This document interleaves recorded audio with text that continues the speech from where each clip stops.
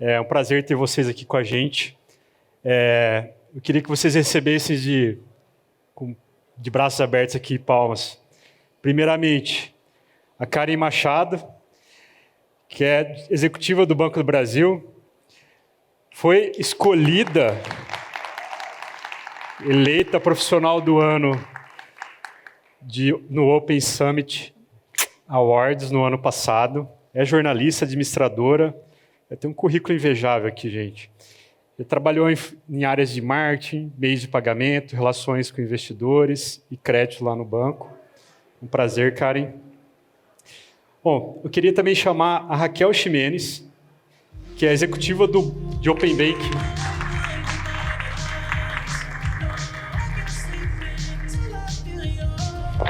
A Raquel é executiva de Open Bank do Banco Nordeste, mestre em ciência da computação e lidera toda a parte de Open Finance lá com a gente. É um prazer. Bom, eu também queria dar as boas-vindas aqui para a gente o Roberto, executivo de tecnologia.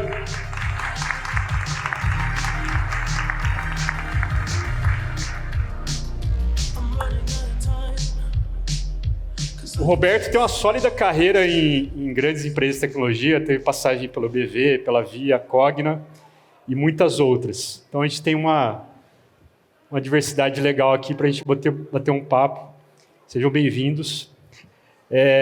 Bom, a gente, no Keynote, né, o pessoal comentou lá, o Marcílio, o Kleber, né? I see Open Business everywhere, né? Ou seja, quase todas as verticais de negócio, indústrias, de alguma forma estão caminhando nessa linha de open e não necessariamente de ter dados abertos de qualquer forma, né? O open no sentido de ter parcerias, de fazer negócios, de poder transitar dados em diferentes indústrias e focando muito na jornada. Esse é o tema que a gente gostaria de explorar com vocês aqui nesse momento, né? Bom, cara, eu queria começar com você, que eu sei que lá no Banco Brasil vocês estão fazendo um trabalho espetacular no Open Finance, né? Tem toda a questão de regulatório, mas o regulatório é uma parte, né? Vamos dizer assim, talvez seja até a cereja do bolo ali de um monte de outras coisas que estão envolvidos nessa jornada de Open, de parcerias, de Bank as a Service, Embedded Finance, etc. Conta um pouquinho para a gente aí toda essa experiência e o que vocês estão fazendo lá dentro. Legal. Pessoal, bom dia. É um prazer estar aqui com vocês. Agradecer, Fábio, pelo convite. Parabenizar que o evento está incrível, como foi ano passado. Parece que está realmente mais concorrido que Taylor Swift. E contar um pouquinho para vocês do que a gente está fazendo. Bom, acho que você colocou bem. Quando a gente fala de Open, em função da regulação do Open Finance, a gente acaba muito olhando para o Open Finance regulatório, mas que para a gente no banco sempre foi o primeiro passo, mas não a linha de chegada, né? Então, vou falar aqui de três coisas importantes quando eu penso em Open Business. Acho que o Open Finance regulatório ele habilita vários modelos de negócio e muitas oportunidades de fazer negócio. A gente tem utilizado muitos dados que os clientes compartilham, em prol do próprio cliente, para revisar modelos de crédito, para fazer ofertas de contexto, para prestar uma assessoria financeira mais precisa. Mas a gente tem olhado também muito para a parte de pagamentos. Iniciação de pagamento, para mim, é um instrumento, uma ferramenta que vai ser super importante em algo que acho que a gente ainda vai falar aqui nesse painel, que é a briga pelo Customer Ownership, né? A possibilidade do cliente transacionar de qualquer aplicativo, e quando a gente fala em Open, né, abre um monte de possibilidades, né, dele transacionar, inclusive, de aplicativos não financeiros. Então, acho que também é uma oportunidade importante que a gente tem explorado com soluções para investimento, para pagamento de empréstimo, e olhado para essa ferramenta, em como a gente pode estar num cenário Open com essa ferramenta em outros contextos. E acho que duas outras estratégias complementam essa visão do Open Business quando a gente olha para banco, né? Que é o banco como serviço, a oportunidade da gente ofertar serviços financeiros em outros ecossistemas, em outras plataformas. A gente tem já uma série de APIs prontas para levar esses serviços financeiros para outros ambientes. 8 delas, hoje, por exemplo, já estão no nosso portal do desenvolvedor. A gente já tem um canal para falar com o desenvolvedor, para atender com sandbox, com fórum, porque a gente acredita que nesse mundo cada vez mais aberto e interconectado, o cliente de serviços financeiros, ou o cliente de uma forma geral, vai escolher o lugar que o atende melhor, ou vai escolher o contexto que ele está para contratar serviço. Então, faz muito sentido, buscando eficiência de custo, estar onde o cliente quiser, né? Estar onde o cliente estiver, essa estratégia de banco como serviço. E, por fim, a terceira, para eu passar aqui a palavra também para os colegas, é a nossa estratégia de banco como plataforma. É a gente também abrir o nosso ecossistema para que outras empresas possam expor seus produtos. Hoje, a gente tem um dos aplicativos melhor avaliados da indústria financeira, com mais de 20 milhões de acessos por mês. Então, uma audiência gigantesca e que faz muito sentido para várias indústrias. E nessa estratégia, o nosso carro-chefe, que é o Shopping BB, ele oferece mais de 100 sellers de produtos não financeiros, é o nosso Beyond Banking, para que o cliente possa, no ambiente onde ele acessa com certa regularidade, né? A gente consulta nossa conta, vai fazer um Pix com certa regularidade, um ambiente que ele sabe que está seguro, ele possa consumir outros produtos. Então, acho que nesse mundo de Open Business, quando a gente olha para a indústria financeira, acho que esses 3 conceitos são importantes: o Open Finance, regulatório e não regulatório, o banco como serviço e o banco como plataforma. E o Banco do Brasil está explorando essas 3 vertentes. Legal, muito bom. Isso é espetacular. O que a gente quer explorar um pouquinho mais essa deixa aí, viu, Karen? Raquel, conte para a gente aqui. O Banco Nordeste é um banco de fomento, né? Mas tem muita inovação acontecendo. Eu vou querer falar também sobre aqueles jargões lá de gestão de sonhos frustrados, etc. Mas a gente chega lá, tá? Ela tem um modelo de gestão bem interessante, tá? Compartilha com a gente. Conta para nós, né? Como é que está sendo essa jornada para vocês, na característica que o banco é um banco S1, um banco grande, importante para a gente aqui no Brasil, né? Bom, primeiro, bom dia, gente.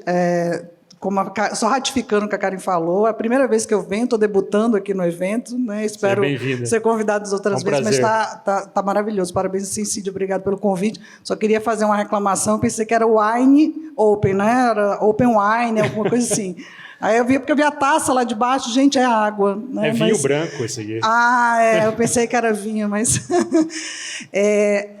É um desafio, né? Como você falou, o Banco do Nordeste é um banco de fomento, é um banco de desenvolvimento, ele tem uma missão extremamente nobre, que é o desenvolvimento da região Nordeste, que a região é sofrida, a região do semiárido, mas a gente não pode deixar de buscar a inovação e algumas melhorias em prol do desenvolvimento dessa região. É um desafio porque o nosso público-alvo, a gente precisa de um trabalho também de aculturamento relacionado a esses negócios, mas a gente tem umas iniciativas interessantes. Eu vou puxar um pouquinho a sardinha para o Open Finance, que é o nosso, né, que é a minha área.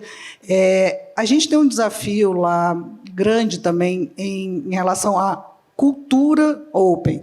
E aí, quando a gente fala sobre a cultura, é a cultura do data-driven, de eu ter esse processo decisório baseado em dados, mas aí puxando também a parte um pouquinho para TI, a gente estava comentando ontem com a minha equipe de TI, é a gestão de identidade do cliente.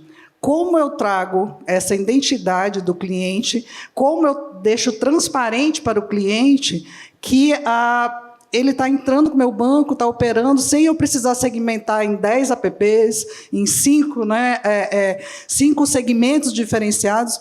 Como é que eu faço isso pensando em tecnologia para dentro da instituição?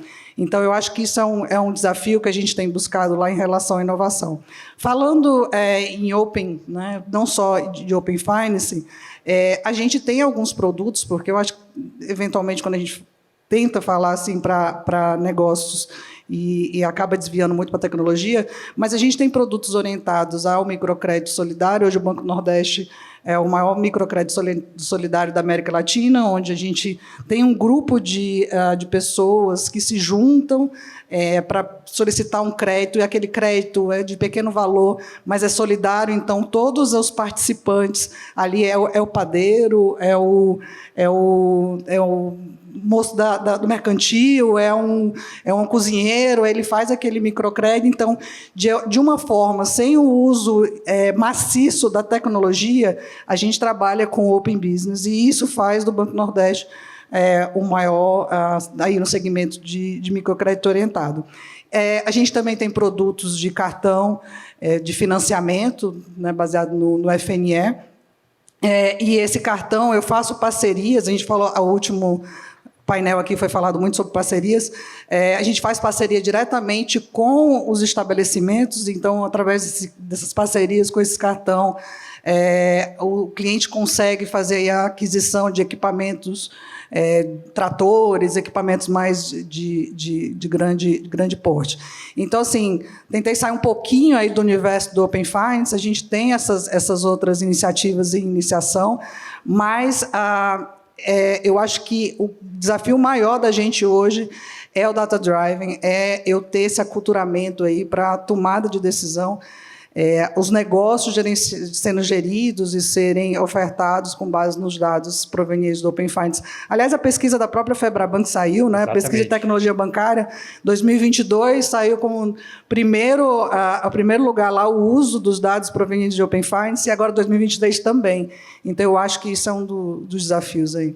Legal. O pessoal citou realmente o uso dos dados como o principal desafio, mas eu sei de bancos que já estão conseguindo alavancar conversões de determinados produtos, até, não vou falar exatamente o nome, nem o produto, mas 30% a mais de conversão por ter usado bem os dados do Open Finance. Ou seja, se combinar direitinho ali, dá para fazer, né?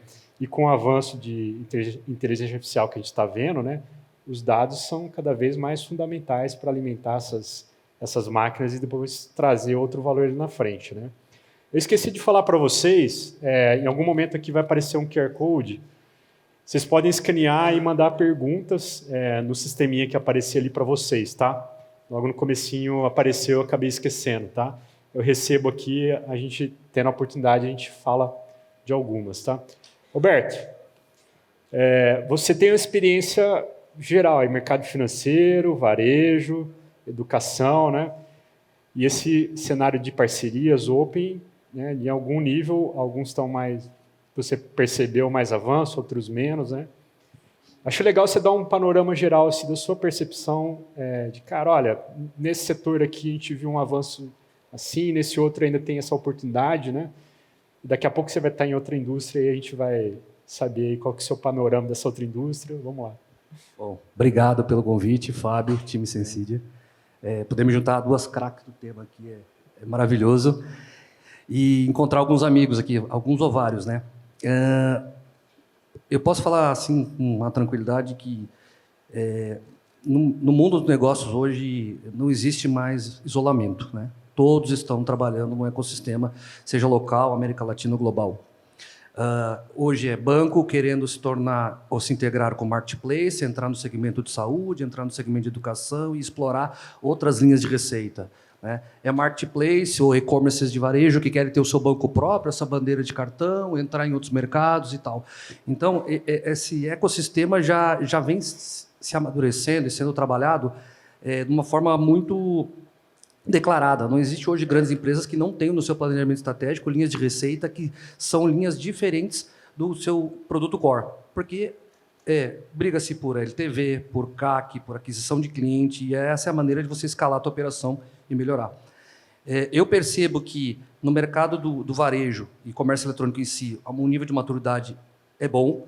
Bancos também, acho que eles recuperaram aí, os últimos 2, 3 anos, ganharam tempo na pista e melhoraram, né? Os bancos, hoje, quando você entra num banco, você percebe que a quantidade de produtos que são oferecidos, que às vezes não são core, já é muito maior do que era há 5, 6 anos atrás. E tem um ângulo também importante que a gente começa a perceber que o mercado de educação e saúde, vindo um pouco mais atrasado nessa jornada, se alertaram para isso, né? As grandes educacionais têm a maioria dos seus alunos em iniciação financeira. Que período mais mágico você tem para trazer essa pessoa para um relacionamento bancário e começar dali um processo de longa duração de relacionamento, né? Salvo o contrário, quando um banco faz um bom trabalho com o cliente, o relacionamento é de muitos anos. Se ele pisa na bola, o mercado está aí, o cliente vai muito rápido para uma outra instituição. Então, eu percebo que, numa linha de maturidade, varejo e bancos já estão à frente, podem contar boas histórias. Segmento de saúde, educação e outros, acho que estão agora num período de aceleração para melhorar esse jogo. Legal, muito bom. Karen, você falou do Bank as a Service. Há uns estudos aí que dizem que esse é um grande filão de mercado. Isso muda... eu queria ver que, primeiro, você concorda, se você já tem benefícios claros, que você pode contar para a gente, né? Isso indica também que, principalmente o mercado financeiro, ele tende a ter mais o controle da jornada e da experiência, né? Olha, vamos trazer aqui para a minha app, a minha super app, etc., né? Eu até sou usuário de uma app de investimento que lá dentro eu consigo fazer abastecimento de combustível na bomba, então traz tudo para aqui para dentro. Né? Você vai ver que você sai um pouquinho desse jogo e começa a estar distribuído em outras jornadas que às vezes você nem tem ideia, mas você está sendo o core ali do serviço financeiro, assumindo os riscos, etc., está fazendo o banco girar. Né? Conta para a gente aí se você acha realmente que é um grande filão e qual o retorno que vocês já estão tendo lá. Eu acho que não tem dúvida que é um grande filão, né? Um estudo recente da BCG fala da ordem de 9 a 12 bilhões para esse mercado nos próximos 5 anos. E além dos estudos que a gente vê de diversas consultorias, quando a gente vê o movimento que vários bancos estão fazendo, né? Os incumbentes estruturando suas áreas de banco como serviço, assim como o Banco do Brasil, e fintechs que hoje em dia têm como seu principal core, né? Prestar esse tipo de serviço, para mim está claro que existe demanda e existe gente se preparando para atendê-la.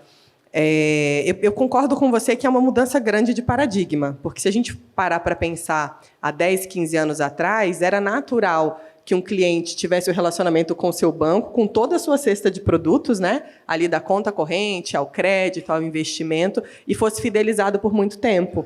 Mas hoje isso mudou. É muito fácil abrir conta digital, né? Em poucos minutos você abre uma conta, você faz um cartão de crédito e muitas vezes, na sequência, você já consegue usar porque você tem o cartão digital. Então, você tirou um pouco esse custo de fricção, de mudança de banco e passou também a ter uma briga muito maior por essa propriedade do cliente. E acho que ficou claro para todos os bancos que, nesse cenário, parte de alguma coisa melhor do que nada. O que eu quero dizer? Se não serei sempre eu o provedor de todos os serviços financeiros, quer seja porque o Fábio entende que a plataforma XPTO atende melhor, tem uma visualização melhor, conversa melhor com aquele segmento dele, tem produtos que foram desenhados ali sob medida, sei lá, para a categoria profissional que você tem, sua família já está lá e faz sentido vocês todos compartilharem ali o mesmo domicílio bancário, enfim, pela razão que for. É melhor a gente ter parte disso, quero dizer, melhor eu ser a oferta de produto, ainda que de forma transparente, do que não ter nada. E acho que, para os grandes bancos, além de ser uma oportunidade, né, de continuar ali gerando receita, é também uma oportunidade de eficiência. Como a gente já tem todo o peso de ter adequação regulatória, o compliance, a operação em si, escalar não é tão complicado. Né? Eu passo aquele meu custo de colocar um produto operando que eu já tenho para oferecer no próprio balcão, eu consigo fazer ele ser muito eficiente para oferecer para terceiros. Lá no Banco do Brasil, a gente tem se estruturado cada vez melhor para atender esse mercado. Acho que tem estágios, né, que os bancos precisam percorrer. A gente está ainda um pouco focado principalmente nas plataformas, empresas que são os nossos clientes, mas a gente já se estruturando para atender o mercado de uma forma mais ampla. Acho que esse início do atendimento começa por ter um bom diálogo, uma boa conversa, uma boa interface com os desenvolvedores. Eu já mencionei, a gente tem um portal para desenvolvedores. Nesse portal, a gente já tem hoje mais de 30 mil usuários e mais de 20 mil empresas com alguma aplicação em produção. Então, acho que a gente tem buscado, junto com o mercado, evoluir. E aí demanda uma outra estrutura de negócio também, que ela não é exatamente o que a gente estava especializado em fazer, que era fazer barba, cabelo e bigode do cliente, né? Ter interface com o cliente. Mas a gente olhar... Acho que foi até legal a palestra do palco anterior, que ele fala que, nessa estratégia de banco como serviço, você tem o business, que é seu cliente, mas você tem o desenvolvedor também. Né? Então, olhar para esses dois novos clientes, essa plataforma que vai expor os seus produtos e pensar o que você precisa oferecer de serviço para ela e entender também, que acho que isso é uma mudança de paradigma, que muitas vezes o cliente final ele não vai ter mais contato com a sua marca, é o cliente da sua plataforma, né? E também ter uma boa estrutura de atendimento e apoio para o desenvolvedor, que passa a ser um público super estratégico nessa arena de banco como serviço. Muito bom. Fábio, eu queria só complementar, porque a Karen tocou num ponto que eu acho que, não sei se é só no banco que vai ter impacto, mas a questão do encarteiramento do cliente com essa nova visão. Então, grande parte dos bancos estão acostumados de quando entra um novo cliente, ele ter aquela agência com aquele gerente de relacionamento, ou aquele gerente de negócio que vai estar tratando diretamente com ele porque é mais próximo da casa dele, digamos assim. Hoje, a tendência é que não tenha mais. O cliente é o cliente do banco e naquele momento. Daqui a 5 dias ele vai olhar ali alguém que stalkeou ele via Open Finance. A gente brinca que o Open Finance é a rede social dos bancos, então é a oportunidade que eu tenho para ficar stalkeando o colega, o cliente ali nas outras instituições. Então, assim, esse impacto que eu vou ter também no meu legado, de mudar grande parte dos meus sistemas, que são todos orientados à agência que atende aquele cliente, ao gerente de negócio, ao gerente de relacionamento, também é um impacto a ser considerado nessa nova arquitetura. A mudança desse conceito que por muito tempo a gente vê nos bancos, de encarteiramento do cliente, de engessamento do cliente aí numa caixinha. Se eu puder pegar de volta, vamos monopolizar Claro. o painel, A gente vai ficar aqui, ó. Danou-se. Não, eu e o Roberto aqui. Eu gostei que você falou dessa mudança de paradigma, eu acho que ela vai além, né, Raquel? Porque hoje, muitas vezes, o cliente nem vai sentir que ele é cliente de um banco, ele está consumindo um produto financeiro numa plataforma educacional ou numa plataforma de telefonia, e o banco passa a ser transparente. E aí, pensando numa estratégia de banco como serviço, você que é o provedor daquele serviço, você tem que estar preparado, inclusive, para oferecer o suporte que não vai ser a sua cara. Um suporte white label, que quando eu contratei, meu crédito ali na plataforma da Estácio, cliente, eu não estou sabendo que é o Banco do Brasil, eventualmente, que está por trás. Eu me sinto cliente da Estácio. Eu quero um atendimento que converse comigo como a Estácio fala sobre a minha matrícula. Então, acho que surgem aí novos desafios e novas demandas, porque essa relação com o banco ela pode passar a ser cada vez mais transparente. Certamente. A minha relação educacional e banco ali, ela ainda é meio antiquada. Eu recebo um boleto ainda, vai ter que entrar lá e pagar, É um processo que poderia até ser mais suave, Raquel, você falou sobre a questão cultural, você também, Roberto, acho que é legal também explorar, porque esse é um desafio, tanto mudança cultural de negócio, mas tem desafios técnicos, etc. Eu queria explorar um pouquinho desses desafios, assim, quando a gente vai para a Open, vou deixar de ganhar aqui, mas vou ganhar um pouco mais em outro, E os desafios tecnológicos também, que eu acho que é importante, Essa é uma pauta que me chama a atenção, me preocupa bastante, porque o tema de API se tornou uma estrutura para a discussão do Open Business. E o que a gente percebe é que vem se amadurecendo, esse tema nas empresas, mas não é estranho a gente ver situações de arquitetura de sistemas que não tomam decisões longo-prazistas ou que entreguem o objetivo desse modelo de Open Business suportado por APIs. O painel anterior das meninas foi fantástico, nós falamos de arquitetura. E isso é uma preocupação minha nativa quando a gente discute isso. Porque, primeiro, você começa, se você não tem uma área regendo essa visão, seja globalmente ou localmente, a chance de você perder, de certa forma, a estratégia de APIs e de serviços, o teu catálogo de APIs é muito fácil. É inevitável que isso aconteça. Você pega empresas que, por exemplo, têm mais de uma estrutura de tecnologia, a Shadow IT, espalhada, se você não tem um governo sobre isso, chega uma hora que você está aumentando despesa, colocando a empresa em risco, duplicando, multiplicando investimentos, serviços e problemas. A empresa para, mas o que aconteceu? A API tal deu problema, estourou. Mas de quem que é essa API? Até você entender, já aconteceu um downtime muito grande. Então, temas de arquitetura tem que ser levado à frente, uma governança disso, o catálogo, quem rege isso, quem toma as decisões finais, quem é o líder do capítulo que, quando há uma disputa de entendimento sobre aquela oportunidade de negócio via API, quem vai decidir isso, deliberar junto na mesa. Temas de observabilidade, ainda é um processo de amadurecimento, como é que você coloca literalmente os conceitos de observabilidade e SRE dentro desse desenvolvimento, porque o teu negócio vai ficar encapsulado e isso vai ser o teu business. Temas de cibersegurança, como é que a gente tem a certeza que o desenvolvimento está sendo feito daquele grupo de APIs ou daquele contexto de negócio digital e que você está fortalecido e garantido de que você está resiliente e seguro. Então, eu colocaria arquitetura, temas de SRE, observabilidade, cyber como as maiores preocupações hoje no tema de gestão de APIs, que é o foundation, a base para a discussão de negócios digitais. Processos de M&A, por exemplo, quando uma empresa decide comprar outra, o processo de digital due diligence, muitas vezes, não leva em consideração que o ativo tecnológico que você está comprando de APIs. By the way, quando você está adquirindo um negócio, na cabeça de quem está assinando o cheque, muitas vezes é que essa integração vai ser rápida. E a má notícia é quando você não faz esse trabalho prévio de avaliar qual é o caminho de percurso de integração dessa empresa, no final essa conta não bate. Para fazer o M&A, a conta vai na prancheta muito forte, né? A decisão de investimento ela é muito severa. Então, você tem que ter esse olhar sobre uma arquitetura de negócio sua versus o que você está adquirindo e como é que você faz um caminho suave ou não traumático de trazer isso para dentro do teu ambiente. Né? E isso não tem outro modelo hoje que senão APIs. Né? E há um ângulo final que muitas empresas estão se modernizando. Então, os legados, né, são parte viva de muitas pessoas que estão aqui nessa sala, eu me incluo nelas. Né? O pessoal brinca, né, que Deus fez o mundo em 7 dias porque não tinha legado para cuidar. Né? Então, assim, é complexo. E aí, como é que você faz isso? É uma estratégia de desacoplamento de serviços, de fazer APIs e gradualmente começar a modernizar a empresa. E é uma jornada longa. Certamente. E aí eu pego o gancho para falar da gestão de milagres. Gestão de milagres, né?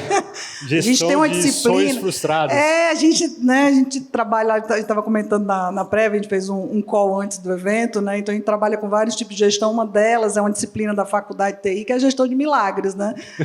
A gente é impossível, dá para fazer, milagre demora só mais uma semana para entregar. Mas, assim, quando a gente, né, fala de open business, dá para falar em desafio, dá para eu pegar uma lista aqui e começar a ir ticando. Começa pelo ponto de eu deixar de olhar o que o colega, né, ou meu concorrente, ou meu par está fazendo, aquele outro banco, aquela outra empresa. Então, assim, eu não estar olhando. E, no contraponto, eu estar olhando e querer fazer igual. Né, eu achar que porque aquela empresa está indo para um Bank as a Service, ele está com aquela plataforma, para mim também eu vou fazer, porque eu vou surfar essa mesma onda que está lá. Então, já é um desafio eu ter esse meio termo de olhar o mercado e alinhar a minha aplicabilidade dentro da instituição. Esse é o primeiro ponto. Aí, puxando um pouco para a TI, que eu estou falando de negócio, senão meus colegas ficam chateados aí, né, de só falar de negócio, mas um ponto que eu falei na primeira resposta, essa visão que a gente está tendo, aí, pensando um pouco no usuário e falando sobre gestão de identidade, mas não gestão de identidade no aspecto interno, tecnológico, de eu ter os perfis, né, quando a pessoa sai de um perfil ali no Active Directory, alguma coisa assim, não nesse aspecto, mas a gestão de identidade do cliente mesmo, dele saber que ele tem que, olha, para você agora que é um PJ, você tem que baixar esse aplicativo, você tem que acessar esse site. Agora, se for um PF, é esse aqui. Agora, se você for do segmento rural, é outro. Agora, se você quiser cartão... Poxa, o cara ele quer ter a identidade dele. Ele coloca lá um CPF, uma conta, e te vira TI, e você direciona, faz um deep link, direciona ele para onde ele tem que ir. Então, esse já é um desafio também. A gente fala muito, né, que está super na moda falar em Customer Experience, mas a gente, às vezes, não está pensando tanto nisso. Né? A gente está pensando mais digamos assim, na experiência dele monetária, né, do que ele vai trazer de retorno como experiência. Eu acho que o governo está tentando ir nessa linha um pouco da gestão de identidade com o Gov. Você entra ali hoje você entra com o Gov, você tem acesso, né, agora extrapolando para o City Experience, então, você traz essa possibilidade. Então, eu acho que um desafio muito grande é a gente conseguir trabalhar a gestão de identidade do cliente com todos esses cenários que a gente falou de forma transparente. E talvez esse ponto da gestão da identidade fosse o grande facilitador da gente falar do tal do OpenX, né? Da gente ter várias indústrias ali convivendo, e possibilitando que o cliente portasse dados de uma para outra, compartilhasse informações de uma para outra, né? Acho que a gestão da identidade, quem resolver isso daí, né, de forma assertiva, é o tem várias empresas aqui, já demos mote aí para já sair aqui, o pessoal lançando alguma coisa. Tem uma oportunidade, show de bola. Bom, e falando de experiência, né, de dados, mudança cultural e tal, a gente está agora na onda, no hype do ChatGPT, inteligência artificial, etc., né? E eles lançaram há alguns meses o OpenAI Store lá, que é, cara, um conjunto de aplicativos que você pode instalar no ChatGPT e usar a especialização desse aplicativo para determinados prompts lá que você quer fazer. Por exemplo, simulação de crédito é um deles, você tem roteiros de viagem. O ChatGPT, em vez de ele responder, ele delega isso para um sistema especialista ali e ele consegue fazer essas conexões por debaixo dos panos, na verdade, acessando as APIs dessas plataformas, né? Ou seja, há uma tendência de que esse ecossistema se concentre nesse tipo de experiência, né? O que na prática tende a ser mais natural, inclusive, né? E há uma tendência de disruptura, porque toda a forma como a gente usa a internet e os aplicativos, que é baseada em ícones, ele foi uma grande disrupção lá atrás, mas não necessariamente ele é o conceito mais natural de se utilizar as informações, né? Porque se a gente vai acessar um aplicativo para fazer qualquer coisa nele, acessar um aplicativo de banco, de seguro, etc., ou qualquer outra coisa, se a gente parar para pensar, ele é até realmente burocrático, né? Clica aqui, vai ali, sobe o arquivo, tira a foto, pega o reembolso, veio, não veio. Enquanto você poderia dizer, eu quero fazer o reembolso aqui desse recibo e tira a foto do recibo e vai, né? E os plugins da Apple Store, da OpenAI Store, do ChatGPT Store, há uma tendência de que eles substituam esse modelo de uso de aplicativos, o que na prática, o que ele está fazendo novamente, ele está chamando as APIs, ou seja, ter API faz mais sentido do que nunca, talvez, para estar plugado nessas plataformas, né? Como é que vocês veem esse movimento? A linha de adoção, ela deve acontecer em quanto tempo? Mas fazendo exercício de futurologia, a gente, sendo futurólogo, a gente não tem compromisso com o acerto aqui, né? Então... Eu vou falar não técnica, depois deixo para responder tecnicamente. Eu acho que toda adoção de alguma disrupção, ou que pode ser disrupção de mercado ou disrupção para a minha empresa, porque para aquele momento pode estar bombando o mercado, mas a nossa empresa não tem. Mas eu acho que qualquer tipo de disrupção está diretamente associado ao seu apetite ao risco, né? E aí, quando a gente fala de instituição financeira, bancária, a gente tem uma preocupação muito grande com a segurança cibernética, né? Ataque, fraude. Então, a gente tem muito cuidado quando vai fazer essa disrupção tecnológica. Mas aí, falando especificamente técnico, eu vou deixar aqui o moço. Essa transformação, ela tem os seus benefícios, mas também está trazendo já alguns problemas mais complexos, né? As empresas vão ter que, em algum momento, se adaptar a esse contexto de integrar com a inteligência artificial, tornar os seus negócios mais interativos e, enfim, criar, talvez, repensar, um ressignificar das suas jornadas. Mas, por exemplo, hoje, um tema quente que está na mesa é o quanto o LLM, né, a inteligência artificial, está consumindo APIs de empresas e quem está pagando essa conta hoje, né? Porque os modelos de aprendizado estão batendo em várias empresas para poder alimentar a IA generativa. Não, semana passada a Reddit bloqueou as APIs dele porque não estava mais aguentando e isso tem um custo, né?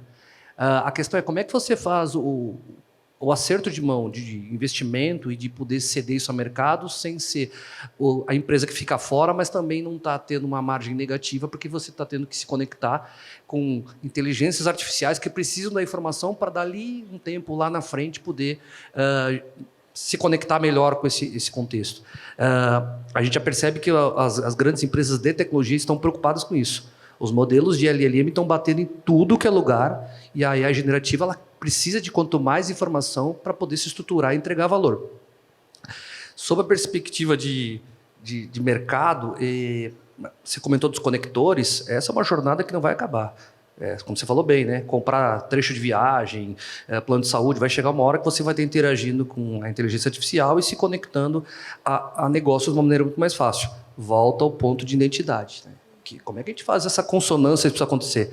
Porque você tem hoje, você é uma persona em cada empresa de business diferente. A hora que você se conecta nesse ecossistema e tem a inteligência artificial, você não pode ser o Roberto numa empresa, o Roberto no outro, pessoas diferentes, e sim a mesma pessoa. Fala-se muito de gestão de identidade, né, de blockchain para controlar isso, de uma Web 3.0 que vai resolver o problema de identidade, mas, por enquanto, ainda esse tema não está endereçado e tem uma oportunidade de ganhar dinheiro com isso, como você bem falou. Eu acho que a gente está num caminho de aprendizado, né? Bom, como você falou, falar de futurologia, porque a gente pode errar à vontade, né? Mas eu vejo duas possibilidades aqui, pegando até o gancho do que o Roberto falou. Vejo a possibilidade das próprias empresas fazerem uso dessa tecnologia e continuarem brigando para manter a interface com o cliente, mas aí fazendo um paralelo com o banco como serviço, né? Que a gente não está sempre à frente. Eu vejo que, talvez, com essas novas funcionalidades, novas aplicações vão surgir também e a gente tem que estar pronto para ser chamado, para não perder relevância. Questões de custo, sem dúvida, vão ser importantes, mas eu acho que talvez mais custoso seja não ser uma opção de consulta, né? Não estar na prateleira daquele outro aplicativo.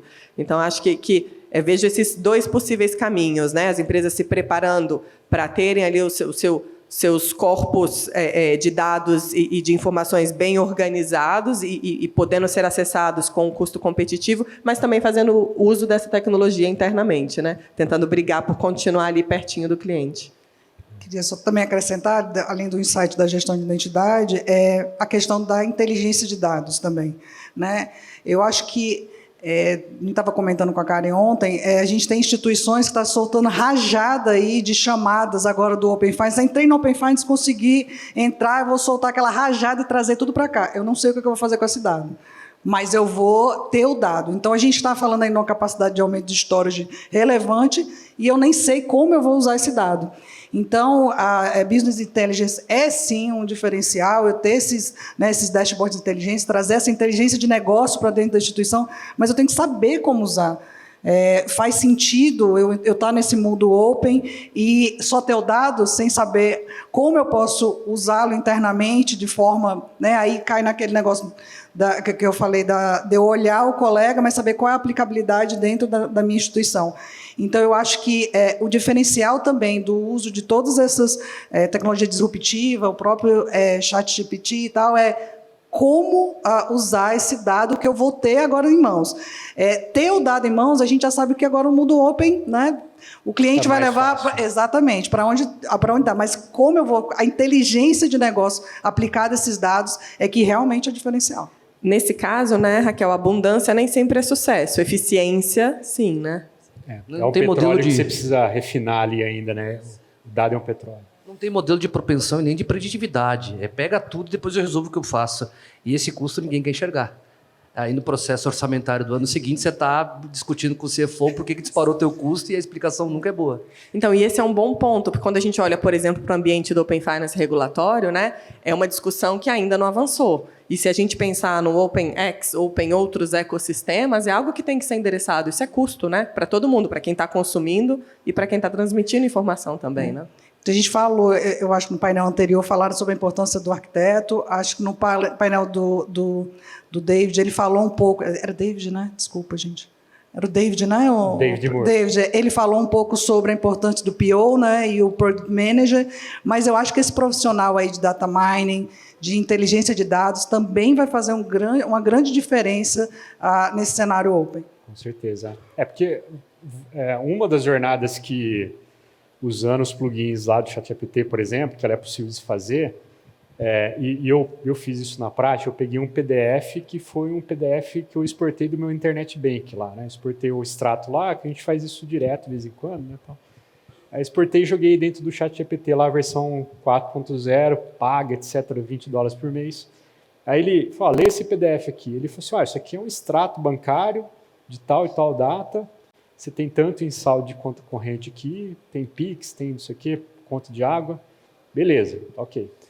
Fala para mim quanto que eu gastei de água aqui. Ele mostrou lá, né? Fiz esse prompt, né? Monta um gráfico para mim. Ele montou com outro plugin lá que gera o gráfico, né? Agora pega esse saldo de conta, faz uma simulação aqui para eu comprar um carro e pagar uma parcela de no máximo R$2.000 por mês, né?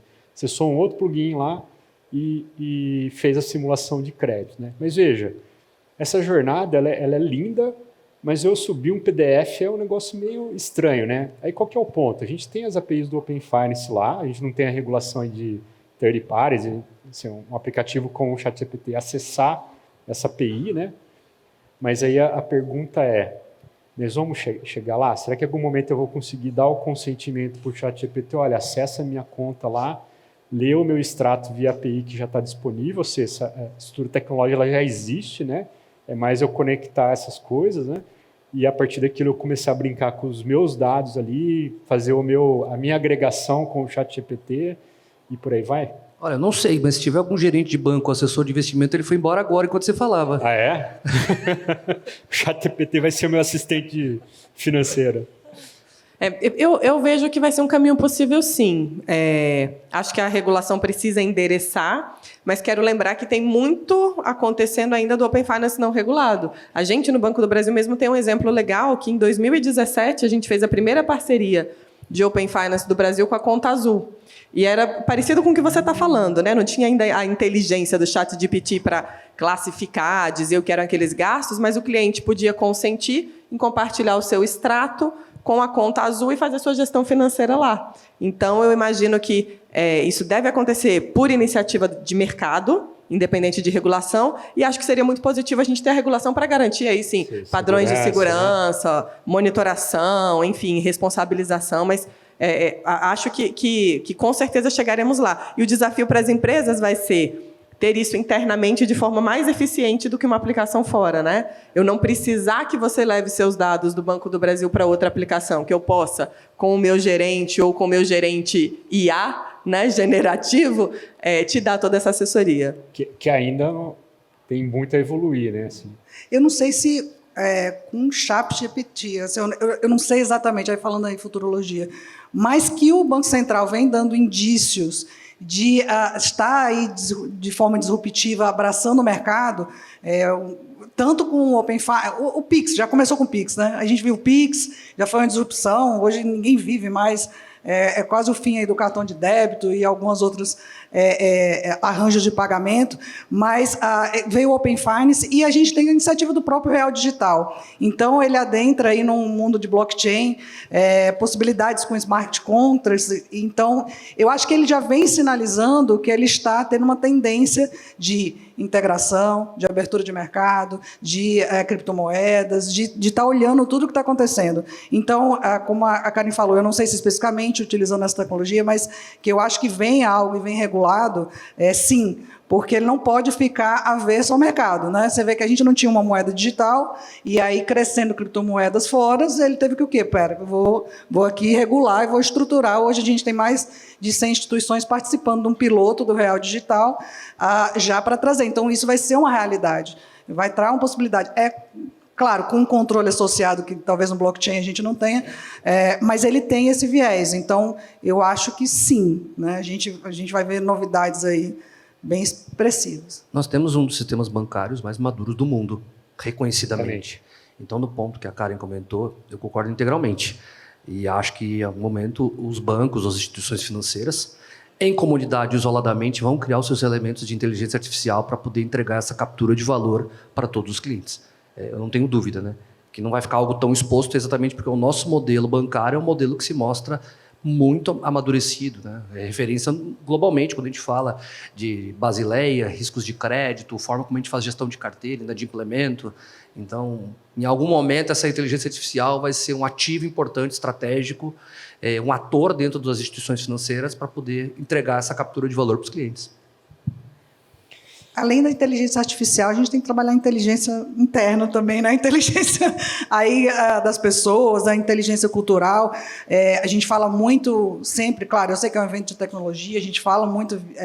eu fiz tecnologia achando que a gente nunca ia lidar com pessoas, né? Você lida mais com a tecnologia em si, mas eu acho que eu vou voltar um pouquinho para a inteligência de dados. Você chegando com a informação ali, não vai adiantar, por exemplo, eu saber que o cliente tem um cartão de crédito Infinity no outro banco, se o meu processo não permite a ele a concessão de um limite igual ou melhor do que ele tem no outro, ou um produto ou um serviço melhor, porque eu preciso amadurecer meu processo interno ou minha cultura interna.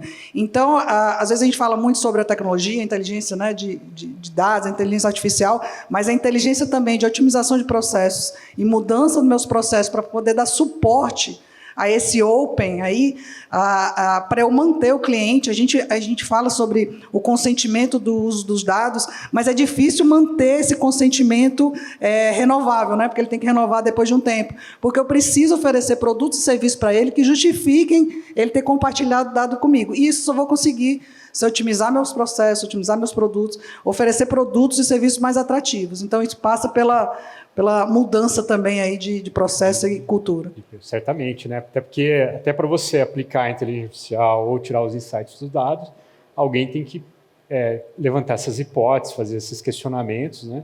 E trabalhar para que isso ocorra, né? A gente não tem uma inteligência artificial que é capaz de entender todo esse contexto e tomar as decisões por conta própria ainda, né? Demanda um ser humano ali para poder fazer acontecer, né? Bom, a gente está chegando nos finalmente aqui. Eu tenho uma pergunta aqui que foi mandada da plateia. A gente tem 5 minutinhos aqui para responder. Vamos lá? Essa aqui, vamos lá. Ó, seguinte. Sendo o banco com mais agências físicas, qual o futuro desse legado? Serão, de alguma forma, reaproveitados ou fechadas? A gente tem muita agência no Nordeste. Eu acho que estavam direcionando para o do Brasil, é o banco... Se for do Nordeste, eu respondo. Eu sei a resposta, mas aí vamos falar no... Eu começo aqui e passo para você. O mesmo vale para o retail, né? Assim, se eu parar pra pensar, então, o que eu vejo, tem uma tendência dos serviços mais básicos, eles irem para o autoatendimento, para o modelo self-service, para o aplicativo, que é menos complexo. Mas eu não vejo as pessoas prescindindo do atendimento humano, e não só na indústria financeira, né? Eu vejo isso em várias, né? A gente vê que, por exemplo, tem lojas que hoje você não tem um grande estoque, quando a gente olha para o varejo, você não tem um grande estoque de produtos, porque as pessoas estão indo mais lá para ver, conhecer, e depois eu prefiro comprar na internet e receber na minha casa. Mas muitas vezes eu sinto falta do pegar. Deixa eu ver como é que é esse tecido. O caimento é bom? Mas eu só tenho branco aqui, tudo bem. Em casa eu peço vermelho, em casa eu peço a outra cor. Então, a gente no Banco do Brasil acredita muito no atendimento digital, em ter a opção, dar a opção para o cliente de como ele quer se atender, se ele quer o digital, e aí, para isso é importante ter um bom aplicativo, né, ter serviços com desempenho bom, ter uma monitoração ali de dados para a gente garantir um serviço hiperpersonalizado, mas acreditamos também em monitorar, em municiar o nosso gerente de informação, em ter o nosso atendimento físico também igualmente preparado para ter o olho no olho para o cliente que quer, para ter o aconselhamento para o cliente que quer, para quando o cliente, muitas vezes, produto financeiro é isso, né? Quando dá problema, em geral, é um problemão, ele precisa olhar para alguém e falar, você vai resolver, minha conta meu cartão foi roubado, caí no golpe do motoboy, como é que eu vou sair do outro lado, meu carro foi sinistrado. Então, acho que fica na mão do cliente. Eu não acredito que uma coisa vai acabar com outra, não. Acho que elas são complementares. E falando de região Nordeste, né, a gente não tem agência em todas as regiões. No Nordeste tem em todos os estados, mas o norte de Minas Gerais e Espírito Santo, por conta da região do semiárido. Não acredito que a gente vai deixar de ter agência física. Como a Karen falou, e aí eu vou muito no conceito o Silvio Meira fala muito sobre essa questão do phygital. É bom a gente não confundir as pessoas que são nato digitais, né, são aquelas pessoas que elas querem aquele acesso, elas nasceram, elas querem assinar um contrato digitalmente, elas querem fazer todas as transações, elas querem atendimento de 8 à meia-noite, elas não querem ter que ir na agência. A gente não confundir essas pessoas com aquelas pessoas que ainda têm um perfil de o relacionamento. E aí, quando a gente fala, por exemplo, de agências que a gente tem em muitas regiões de interior, que ele precisa daquele gerente de relacionamento, porque tem uma questão relacionada à confiança e credibilidade no relacionamento com o cliente. Né? Então, eu preciso conversar. Aquele gerente é meu médico, é quem vai me aconselhar, é quem sabe o que eu posso fazer com o meu dinheiro. Então, esse papel não vai deixar de existir. E, é claro, a gente vai automatizar processos, a gente vai tirar aquele peso que a gente tem dos ATMs, vai substituir aí não vou falar para fazer propaganda, né? Mas para aqueles ATMs compartilhados, vai fazer parcerias com rede compartilhada, como o Banco do Brasil ou outros parceiros, mas eu acho que o ponto de atendimento físico, ele não vai deixar de existir em nenhum segmento. E só fazendo mais uma parte, para a gente isso é tão verdade que, por exemplo, os dados do Open Finance hoje estão disponíveis para a nossa rede de agência, porque a gente acredita que o cliente que quer ser atendido na agência, e compartilha os seus dados, suas informações, ele tem que ter o mesmo atendimento que ele teria no digital. Então, eu dou igual condição que eu tenho os meus modelos analíticos fazendo ofertas automatizadas e mandando marketing digital para o meu gerente que está lá, fala, estou vendo que, Fábio, que você tem um empréstimo no Bradesco, eu tenho uma taxa melhor para você, estou vendo que você tem poupança na caixa. E compartilha os dados com o Banco do Brasil, ó, tá tudo aqui, ó, todo mundo. Mas tem um ponto aqui, concordando com as meninas, o segmento PJ não vive sem agência. Tá? O segmento PJ, crédito agrícola, financiamento imobiliário, vai sempre existir. É uma estrutura mais complexa. Um dia pode mudar, mas agora não existe isso. E no segmento pessoa física, é o que você falou, tem gente que não nasceu digital. Então o cara vai na agência, toma um café da mesa do gerente, vai lá, pede um talão de cheque, as pessoas mais longevas fazem isso ainda, né? E existe, não adianta. Quando a gente vai para o varejo, né, o varejo ele tem uma peculiaridade. Recentemente, um estudo aí de supermercados falam que o ticket médio na loja física ele é 15% maior que online. Então, significa que quando a pessoa está na loja, o impulso de compra é maior. Fora de que os supermercados, os grandes supermercados, houve uma mudança nesse mercado. Né? Ou vira um mercadinho de bairro menor, ou que sou espalhada por tudo que é lugar, pão de açúcar minuto, extrinha, e é o que resolve. Mas as grandes redes, elas funcionam como entreposto e o centro de distribuição para fazer a entrega last mile mais rápida. Então, se você vai fazer uma entrega de varejo alimentício, principalmente, você quer comprar meio-dia, 14h, toca a campainha e o cara está lá com as compras do supermercado. A entrega não veio de Jundiaí, não se iludam, veio do supermercado mais próximo da sua casa. Então, isso não tem como quebrar esse modelo, até porque do Brasil a gente tem um tema muito sério, que o custo logístico nosso é um dos mais altos do mundo. Não temos malha férrea, náutica, nada disso funciona. Então, nos grandes centros, a estrutura física te entrega uma capilaridade de logística importante dentro do mercado. Roupa, segmento vestuário, eu posso falar porque eu passei por esse mercado, não tem jeito. Existe um percentual grande de pessoas que, se não experimentarem o produto em loco, não vão comprar pela internet. É uma barreira ali declarada e não vai mudar tão cedo. Fazer o test drive no carro, né? Você não faz na internet, você precisa Exato. dirigir, ouvir um motor. Aliás, carro de luxo, quem compra pela internet são só os super ricos. Você vai encontrar um miolo, que é a esmagadora maioria, que tem que dirigir o carro. Então, acho que isso vai ter uma transformação desse mercado mais lenta, mas algumas coisas não vão mudar, ao meu ver. Muito bom. Gente, o papo tá ótimo. A gente provavelmente ficaria aqui mais algumas horas conversando aqui, mas nosso tempo se esgotou. Particularmente adorei. Queria agradecer a Karen, o Roberto, a Raquel pela presença aqui e disponibilidade de vocês. Agradecer o carinho de vocês aqui com a gente durante esse período aqui desse painel. Muito obrigado. Salve de palmas aí para